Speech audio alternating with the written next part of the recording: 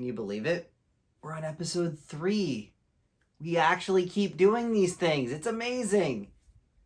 Episode 3 of AskATransWoman starts right now. Hey everyone, welcome back to the channel.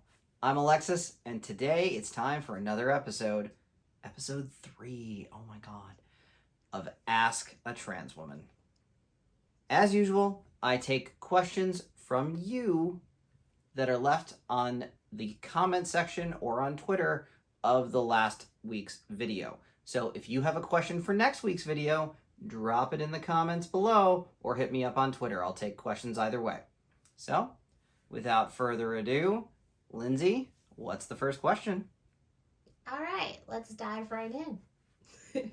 I'm sure a lot of other trans women have this question. Oh. What is the best first bra? Okay, when I got this question, and thank you, Anne, on Twitter, lovely question. It's another one of those, like, it depends kind of situations, so it makes it, particularly interesting. So, the best first bra, most importantly, is going to be one that fits. And what fits for you is going to depend on a lot of different things. So, for me personally, I lost a lot of weight right before I transitioned. So, I had nothing up top. I was starting from complete scratch.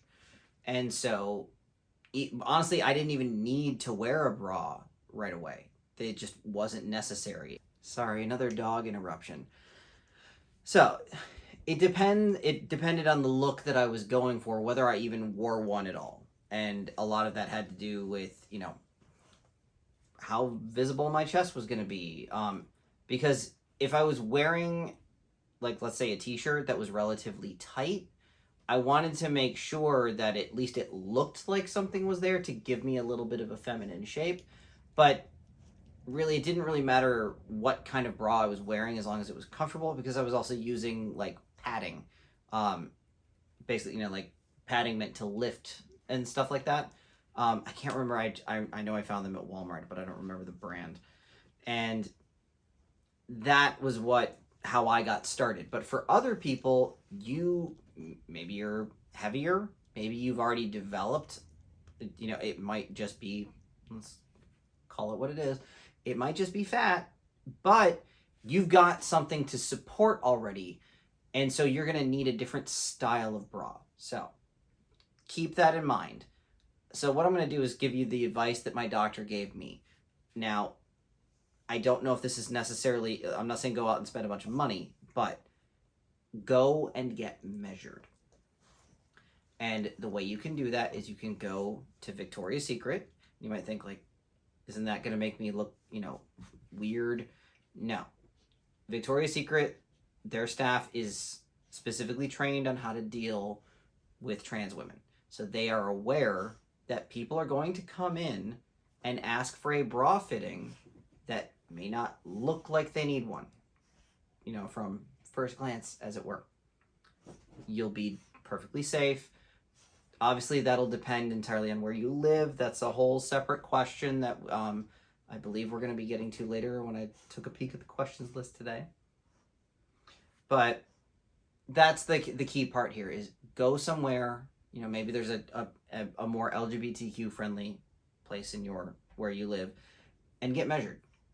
Because once you know your size, you know what to order. It's amazing. We've been gone all day. The puppies have had all day to play and fight with each other, and they wait until when we're filming. Anyway. So, go get measured. That's the important thing here. So, get measured. That way, if you are more comfortable ordering online, you can do so knowing you're going to order the right size. And that is not just like what you should get from a cup standpoint, but also from a bust standpoint, because what are the, if you've never had to, like, deal with women's clothes before you just started transitioning, all the numbers and letters and stuff, it's confusing. It makes no damn sense.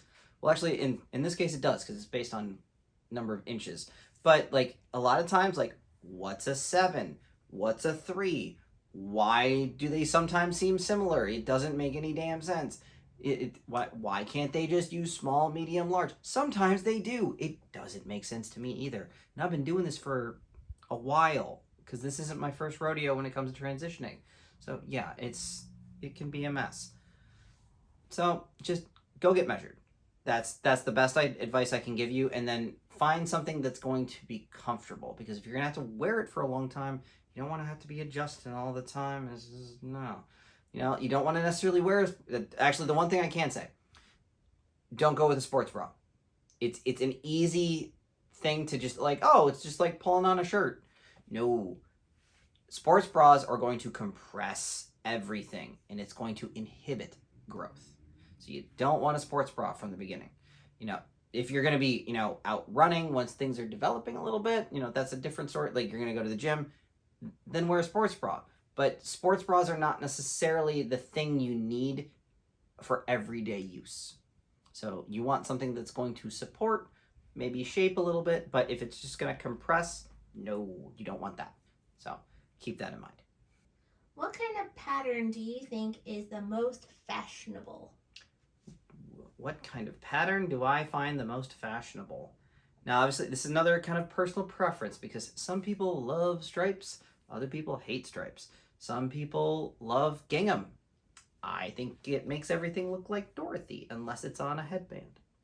So, yeah, for me personally, though, I love floral prints. I don't know if this, maybe they're very in right now, and especially with summer approaching, it's perfect. But especially not even necessarily floral, but and it's a very old-fashioned, late 40s 50s aesthetic, and that kind of fits my vibe. But the idea of the lemon print, or a citrusy print, it's like fruit trees and stuff, the branches and stuff like that, fruit on the branch, for some reason that just it's a classic look for me, especially when it's paired with a very cute sundress, whether that's floral or fruit. Oh, it evokes this classic, with the A-line look.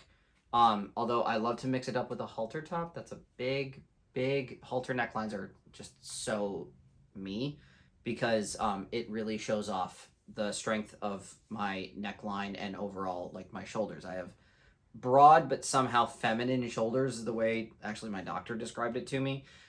It was I think it's just because I was a swimmer, but I was a smaller swimmer. I'm only 5'7", and I never really got all jacked. So it's I have this nice perfect shape for that style of neckline. And that's the other important thing. Remember, regardless of what pattern, is finding the particular dress shapes and necklines and stuff that fit your body type, because it doesn't matter how cute something looks on the rack. If it doesn't fit your body type, it's not gonna look good. So it doesn't matter what pattern either. There are tons of gorgeous dresses at Disney. My wife and I go to Disney all the time, and they have this place called the Dress Shop that there's all kinds of beautiful dresses. A lot of it's just not for me. It's not going to fit my body type. I know it's not going to look good. So I'm not going to drop $130 on a dress that's not going to look good. So you have to know what's, beyond pattern, you have to know what's going to look good for your shape. How do you go about finding supportive healthcare providers? This is an excellent question. How do you go about finding supportive healthcare providers? Now, I find myself actually in a bit of this exact situation right now, as the doctor that I've been referring to has recently left the place where she was practicing. Now, in my particular case, I'm very fortunate in that overall practice, which is called Spectrum Health, is specifically an LGBTQ focused healthcare provider. They also happen to be nonprofit, which is awesome. But it also means they are kind of when it comes to insurance coverage. And it's not because they don't take insurance, it's just they are relatively new and they are still working through all the wonderful kinks of dealing with insurance companies and getting approved and all of that fun stuff. So they are for certain healthcare providers. They do also see patients online. So I'm going to drop a link in the description below for them. If you are looking for a healthcare provider that is specifically LGBTQ friendly, which is why you're probably looking at this particular question, link in the description. That'll get you started. But overall, the easiest way to do this is to go to their websites. Places that are LGBTQ friendly will say they are LGBTQ friendly. They will make it very clear. What I've noticed, at least here in Orlando, is a lot of these places, their naming convention, like the overall practice name, makes it very clear.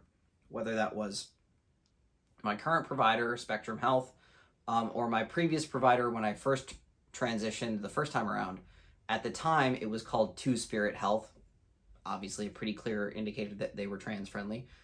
They've since rebranded to 26 Health, which is the idea being like, oh, there's 26 letters in the alphabet. We're for all the alphabet people. So it was kind of a cute little rebrand, but we won't talk about the rest of that. So actually, no, we will talk about it, and here's why. You have to do your research, because when you're doing your Googling, there will be places that, yeah, they are more than LGBTQ friendly. They may be run by LGBTQ people.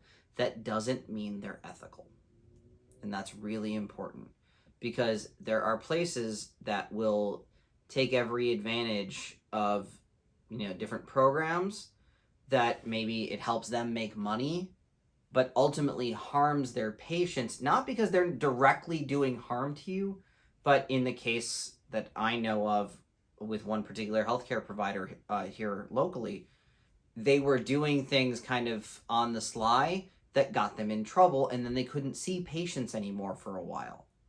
That leaves people they can't get their medications. And I'm not just talking about transitioning. I'm talking about like for me personally, all of my medications except stuff for my diabetes is run through my doctor at Spectrum Health.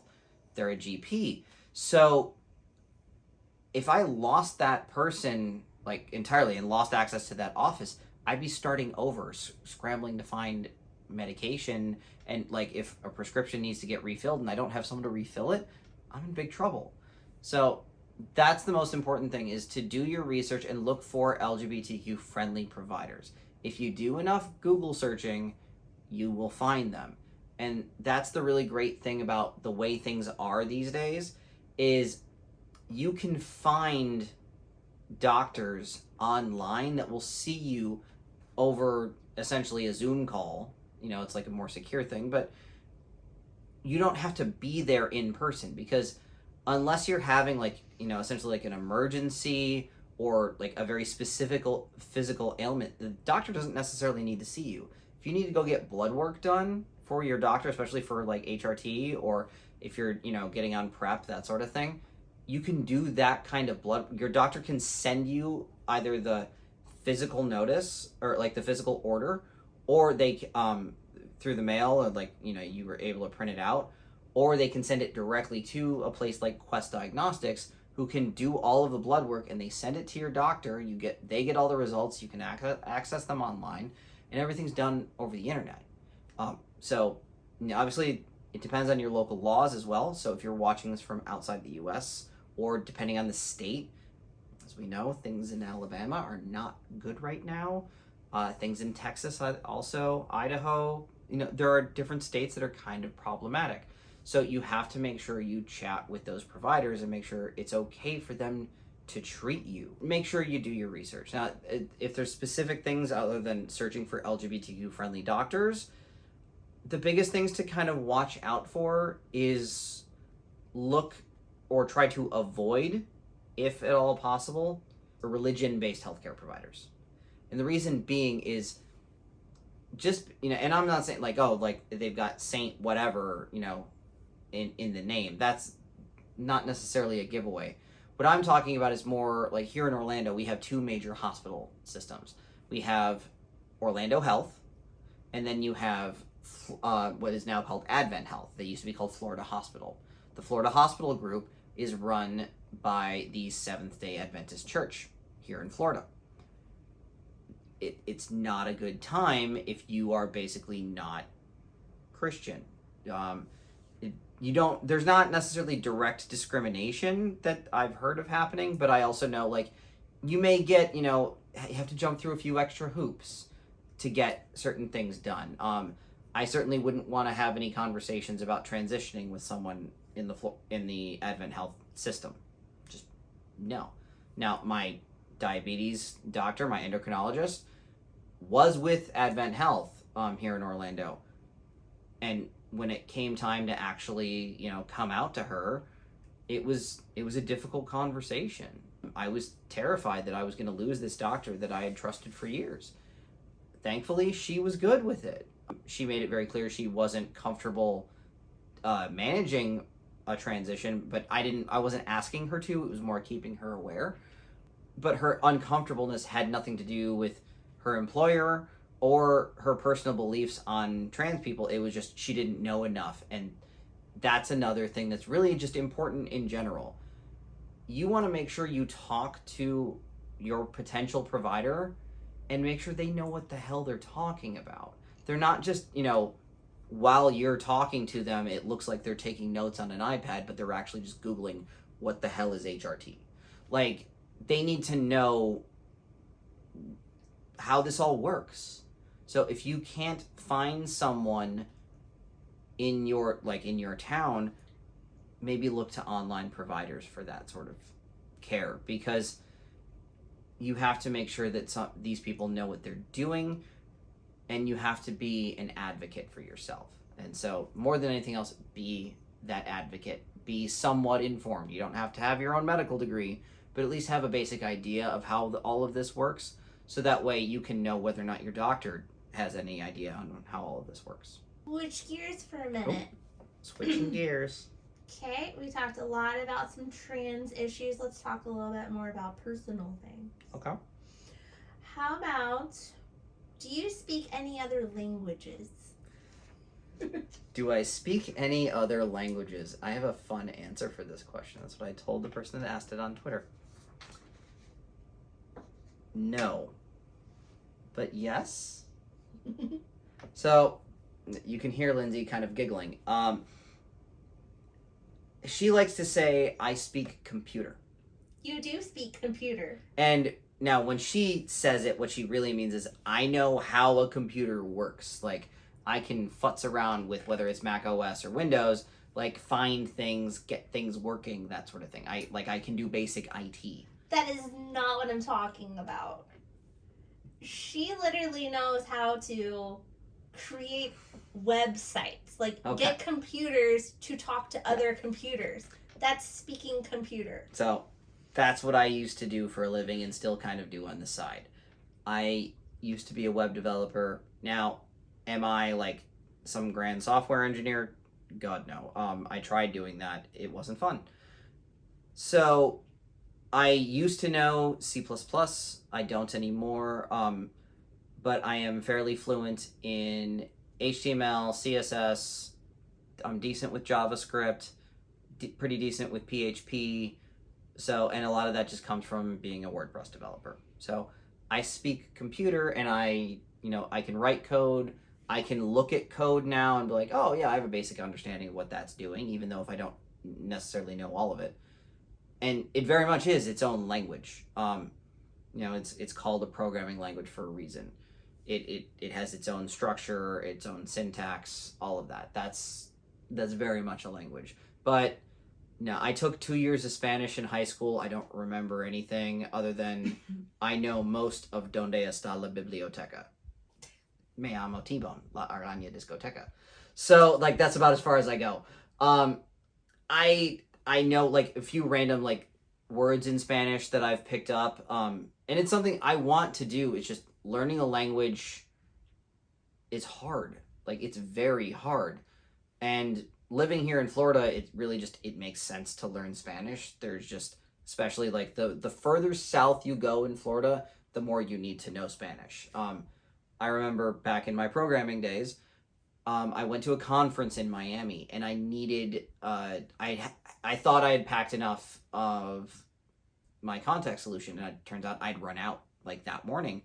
So that night after the conference, I went to I ran over to a Walmart, and tried to buy contact solution, and it was like a completely different layout than I was used to in a Walmart, and I didn't know where anything was. I went to go talk to one of the employees at the store, and she didn't speak a word of English. Like, she started spouting off directions in Spanish, and I'm like kind of looking at her like, huh? And like, she could tell I was confused and just tried to start pointing instead of switching to English, so that's how I knew she didn't speak it. And that's a thing in Miami. Miami is a very bilingual city. So I need to learn Spanish. It's just finding the time and really finding the right tool. I've tried futzing around with like Duolingo and stuff like that, and it takes time. So, long answer, yes, I speak other languages. They're just all in code. But no, I don't have any like fun additional languages that will be helpful like if I go traveling. Speaking of traveling, where is one place you would like to go visit? Okay, where is one place I'd like to go visit? I'm gonna skip all of the Disney parks around the world because that's like the easy answer. Because it's I have my bucket list is largely like go to this Disney park, go on this attraction that's only available at that park kind of deal. The place I'd really love to go is I'd love to return to Florence, Italy. I went there on my first honeymoon, and I only got to spend about a day there, and I absolutely fell in love with the city. It is pretty much since I got back on the bus to go back to the cruise ship that day, I have been saying, this is where I want to retire. I want to spend, my remaining days essentially traveling a little bit, but having my base be in Florence, Italy, where every other Saturday, I can, go down to the stadium and watch Fiorentina play. That's what I want to do. And that is just because that city has so much history and culture. And I spent we spent pretty much all of our time there in like the historical district. So we got to see like, where the real statue of David was for the longest time, like before it was moved into the indoors into the museum. The huge cathedral that's there, the best pizza I have ever had in my life. It is the gold standard on which I measure all pizza from. I had it there in a small cafe called the Three Columns. It's been like 15 years now. That's how much I still remember it. It was that good, and it touched me and like at my soul. That's how much I loved this city, and I just want to go walk around there a bunch and just really, take it all in, and it not even necessarily like be a tourist or anything like that. It's just I want to not feel rushed. So it's such a gorgeous place, and I want to explore it more. Short answer to that is Florence, Italy. It is an absolutely gorgeous city, and I cannot wait to go back. How about a Disney question? A Disney question? Brought up Disney. What is your favorite Disney park? Ooh. It's like asking me to pick. What is your favorite Disney park? That's like asking me to pick my favorite kid. Although a funny thing is I have an answer. I shouldn't, but I do. It's the dogs. No, kidding. Obviously, no, I don't have a favorite kid. I'm not a monster. So, my favorite Disney park, it has to be Magic Kingdom. And that feels weird given, like, y'all can't see it, but like I'm staring at like a wall of actually two walls of Star Wars stuff. Most of which came from Galaxy's Edge. We Lindsay and I have a YouTube channel that mostly Lindsay runs now. That's entirely dedicated to Star Wars and Galaxy's Edge, and it's because we had such a wonderful time there. We spend a lot of time there still. We were there a couple days ago. But Magic Kingdom is special to me in a lot of different ways. Obviously, it's the first Disney park I ever went to. It's, kind of the park, as it were. But it's also the only park that I ever worked at for Disney. I only ever worked at one attraction, Big Thunder Mountain. Big Thunder Mountain's near and dear to my heart for a lot of different reasons. It was my first roller coaster as a kid, but I have so many memories there that it's just like I just even now I'm getting a little emotional thinking about it. Walking in there it's my happy place. It's a place that I feel more safe and at home than anywhere else in the world, including my own home. Because it's just when you walk in, it is just a bit of timeless magic that is really hard to fully describe in words, because it's just one of those things that you just kind of have to feel. That even when I was at my darkest, and I've been at some really dark places very recently, there was hope there. And I knew that just sitting there on a bench by myself and hearing the music and the crowd noise, the kids laughing and crying, and the parents laughing and crying. There's a lot of parents crying there. You'd be surprised. It's different. And it's really, none of the other parks replicate it quite as much. You get your bits and pieces here. Obviously, walking into Galaxy's Edge is a very special experience, especially the first time you do it. There's just something about, going underneath the platform that the train is on, and you come out and you start to walk down Main Street and you see the castle. It's one of the best feelings I've ever had. And yeah, that's why it's my favorite park. Okay, well, to build off of that question, sorry, what is your favorite attraction / ride at Disney? Okay. All right, so I just basically brought myself to tears. Hopefully I didn't make you cry. But I just brought myself to tears talking about why the Magic Kingdom is my favorite park. For similar reasons, Big Thunder Mountain, as I mentioned, is my favorite attraction. And it's because, again, it was my first roller coaster. For the longest time in my life, I was terrified of roller coasters. Quite frankly, it's for as much as you hear a lot about how brave trans people are. I was chicken shit as a kid, and I was terrified to go on roller coasters. But the one that my parents finally convinced me to try was Big Thunder Mountain, because it's barely a roller coaster. It's like, it's a runaway mine train thing. It doesn't go upside down. Even the lift hills are not very big. It doesn't even go that fast. I think it tops out at I want to say between 35 and 40 miles an hour. It's not very fast by all means. But it's fun. It's kind of like a timeless thing. But working there gave me a really deep appreciation for the overall guest experience. I learned so much about customer service working for Disney. My favorite thing about working there, and like I said, I peeked at the questions.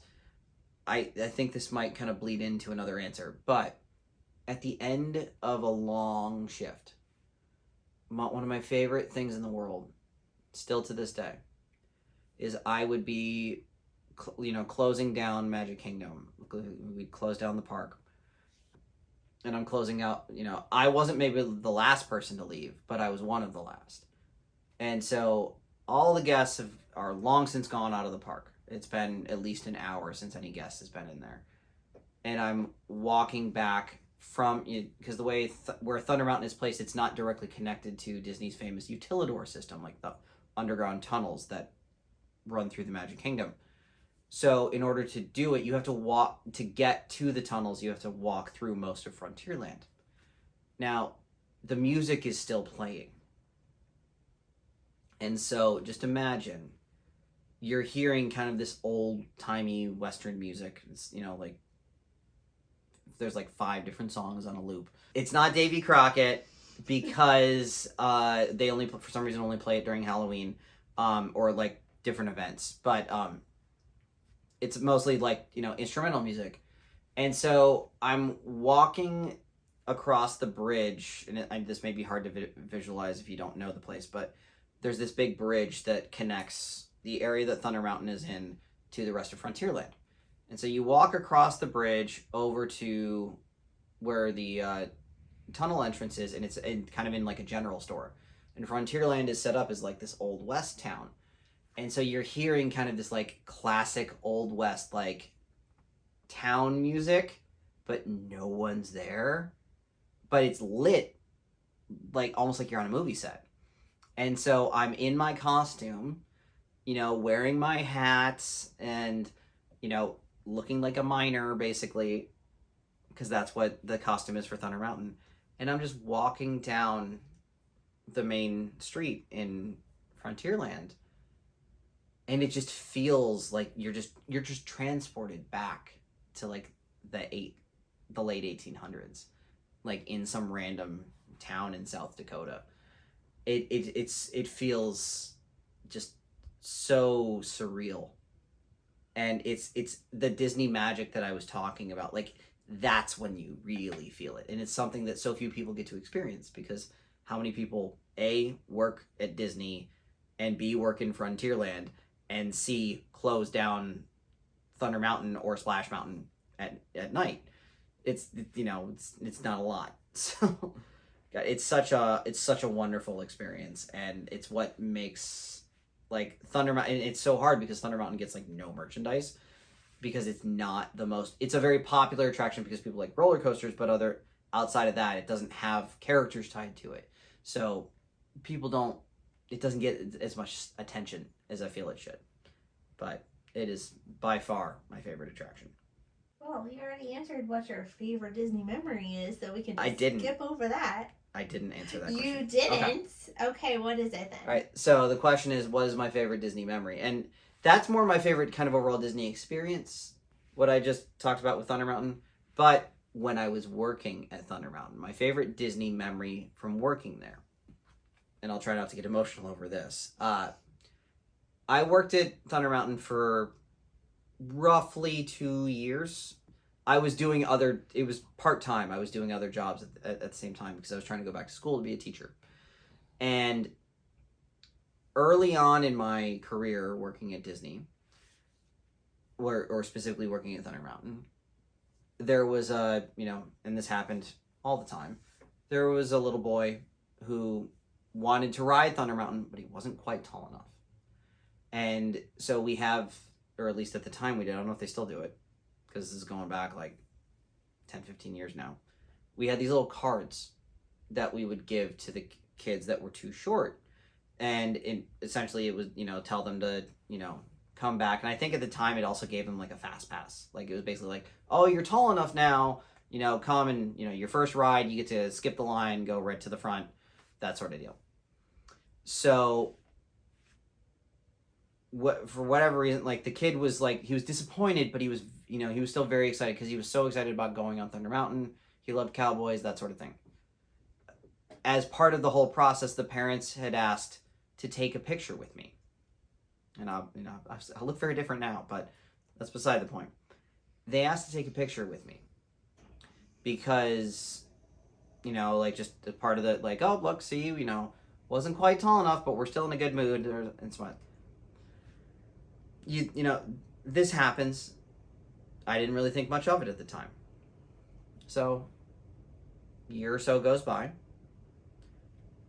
I'm working, again one night, and this family comes up to me, and they asked if I remembered them. And I'm like, do you have any idea how many people we see every day? Like, no offense, but no, I don't. And so they start telling me the story, and I was like, oh, that sounds familiar, because I deal with it a lot, or did. And then they told me about taking the picture, and I'm like, okay, I haven't done that much. But it's what they told me is what really touched me, and is why this is such an important memory to me. This is like, core memory. that picture became like part of their family in the sense that like the kid wanted so desperately to ride the ride that he kept trying to grow. And so like the picture like hung in their living room, this picture of me with their son, and it inspired him to try to grow. And it's what can you do to grow as a kid? But I'm not talking about emotional growth, I'm talking about physically here. Going from 38 inches to 40 is kind of not up to you. But for them to come back and to tell me that for what this minor reason, I meant a lot to their family. It is the most touching thing anyone's ever said, because it's like these people have no connection to me other than I happened to be at the right place at the right time for 5 minutes while they were at Disney World. But what it taught me is the importance of connecting with people and connecting with your customers if you run a business like I have for a while. And it's why so much of what I'm doing now, why I do this. It is about connecting with people, finding a way to bring a smile to someone's face, to bring light into someone's life. It's why I'm always saying, have courage and be kind. Because kindness, giving people what they need to get through, not necessarily what they want, but what they need. That is the lesson that I took from that moment, and it's really, it's driven me for 15 years now. And, that all came from working at Disney one day. Now, I can give you also the kind of semi-generic answer, but the first time I walked into Galaxy's Edge, holy shit. Walking up to the Millennium Falcon, like full life-size Millennium Falcon, the Star Wars joke is, I sipped my pants. I didn't, but like, it was, like the first time I stepped foot on the Falcon, like walked in, Lindsay can verify, I had tears in my eyes. I turned to her and I said the line from The Force Awakens. I said, Chewie, we're home. And yeah, it was that magical. So kind of a long-winded answer that's 2 answers, but and technically 3 if you connect the last bit. But ooh, yeah, there have been a lot of memories, but those are the really special ones. I would also add into that one, building your first Sabi saber. The first experience I had with Savi's workshop was actually when my daughter did it. She actually got to do it before I did.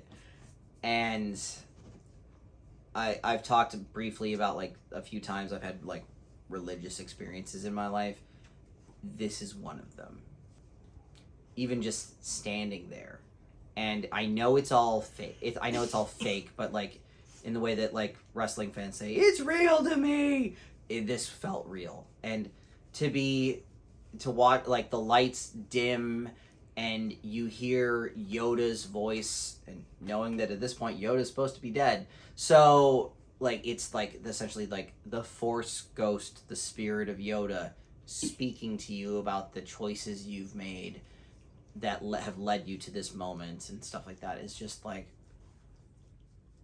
it's unlike anything I've ever experienced, and I've done it now 4 times, and it's as magical every time, like only slightly less magical than the first, but like every other time, it's like I know it's coming, and I'm just like, oh, like I felt more spiritual in that moment than I did when I walked through the Vatican. Like that's how magical that moment was. And I'm not a very religious person, obviously, but like that felt very spiritual and religious to me. Which new Disney attraction is the best attraction out there? Okay, which new Disney attraction is the best attraction out there? Now that's a little bit difficult because I can't include Avengers Campus or anything tied to Avengers Campus because I've not been there yet. I've not experienced it for myself. So that's hard. So, I'm gonna say as far as new is concerned, let's go the last 4-5 years because a lot's changed since then. I can honestly say the best attraction is actually the newest, and it's Guardians of the Galaxy Cosmic Rewind. It is an incredible like roller coastery experience. The queue is amazing. Being a huge Guardians fan helps a lot, but it's just such a fun ride. Talking about it with my coworkers because there's a lot of hardcore Disney fans where I work, and just it's such a different type of ride. It's like a mix of like 6 different Disney attractions, and it all just works, and it's so fun, and it's a roller coaster, so it's like it's awesome. That being said, I fully expect this answer would change. We don't have a firm release date or launch date yet, but when the Tron roller coaster comes to Magic Kingdom, it's granted it's already in China, but I haven't been on it, but I've watched enough videos to know like that roller coaster will be my favorite attraction in any of the parks once it opens. I can't wait for Tron Light Cycle Run. Whew. Okay, last question. How does one stay safe in the USA with all the hatred towards trans people? This is kind of I've talked about this a little bit in the past. How does one stay safe given all of the hatred towards trans people here in the US? It's a tough question, and it's a tough one to answer. Kind of the short answer is keep your head on the swivel. And being trans in America, and to a larger extent, I believe in England as well, you have to be aware of your surroundings.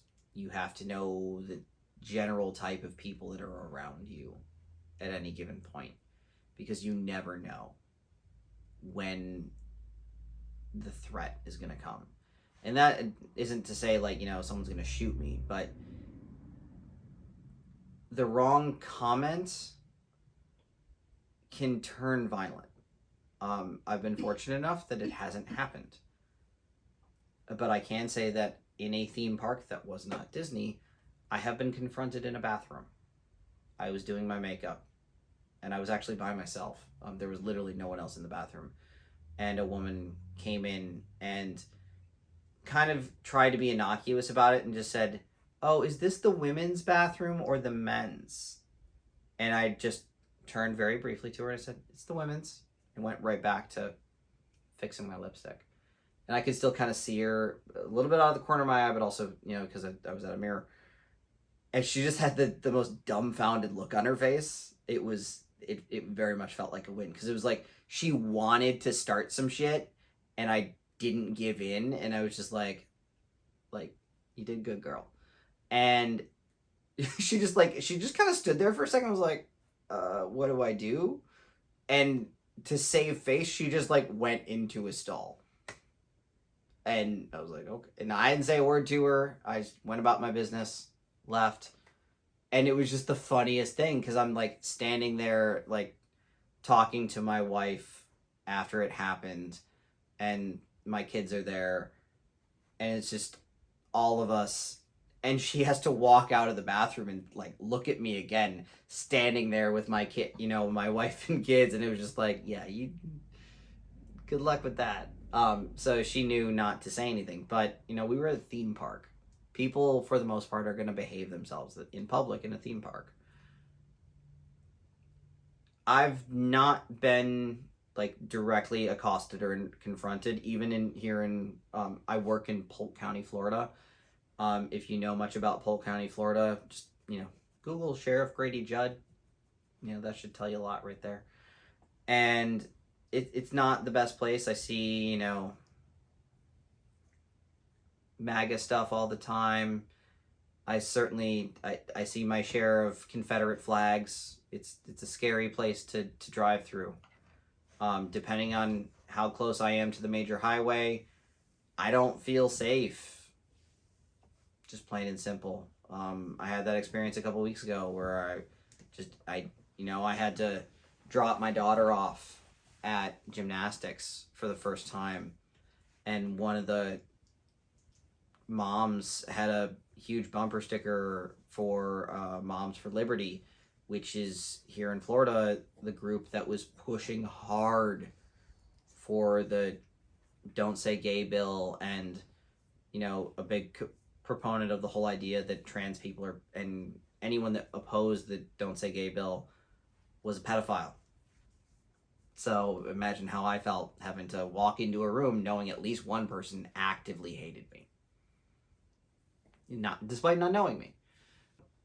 And it's just the way you do it is you just kind of have to be aware of your surroundings, kind of have an exit plan, like know, like, okay, if I need to get out of here, this is where I'm going, this is how I'm getting in my car, you know, I'm not gonna get boxed in, that sort of thing. I don't want to go as far as like, you know, treat it like you're like a CIA operative and like never have your back to the exit and that sort of thing. I mean, that can be kind of a safety thing, but I don't take it that far. Maybe you need to, depending on the state you're in or the area you're in, you know, but it's just being aware of your surroundings and try to keep yourself out of unsafe positions, or unsafe locations.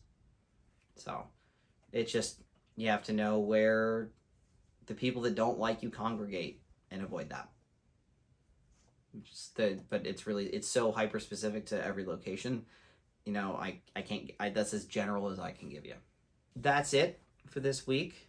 I really hope that these answers, whether it was stuff about Disney and helping plan your vacation, or just, you know, about being trans, you know, I really hope that this helped. So thank you so much for watching. I really deeply appreciate the amount of support I've been given for this series so far. It means the absolute world. It has given me a level of hope I've not had in a long time. So I really, truly, deeply appreciate that. So if you enjoyed this video, please give it a like. It makes a huge difference and helps spreading this content. And even more so, if you really enjoy this series so far, please subscribe. It helps us grow this channel in a way that we can eventually get monetized and really help push this thing. So if you want to help, those are the best ways to do it. So if you have questions for next week, please drop them here in the comments below. That's the best way to do it, but I will also take questions on Twitter. So please, you know, make sure you get those questions in over the next couple of days. So thank you so very much for watching. I will see you on the next one. And by the time this goes up, happy Pride Month. Don't forget. And have courage. And be kind, especially to yourself.